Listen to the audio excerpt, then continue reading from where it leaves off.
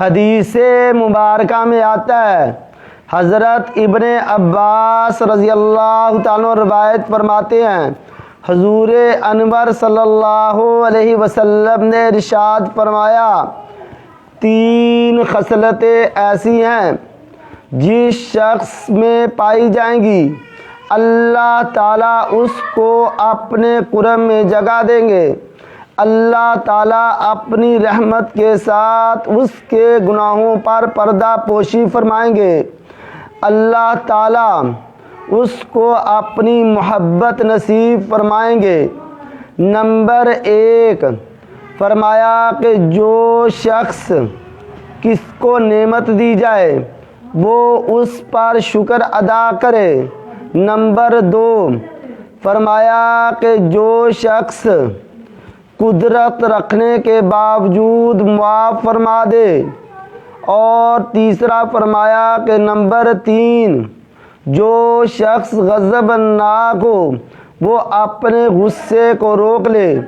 تو مفہوم کچھ یوں بنتا ہے کہ جو شخص یہ 3 کام کرے گا رب کائنات اس پر 3 انعام فرمائیں گے۔ نمبر 1 اپنے قرب میں اس کو جگہ دیں گے۔ نمبر 2 اپنی رحمت کے ساتھ اس کے عیوب اور گناہوں پر پردہ پوشی فرمائیں گے۔ نمبر 3 اپنی محبتیں نصیب فرمائیں گے۔ تو میرے دوست، میرے بھائی، ہمیں بھی چاہیے کہ اگر اللہ کی ہم پر نعمت ہو تو ہمیں شکر ادا کرنا چاہیے۔ کیا مطلب؟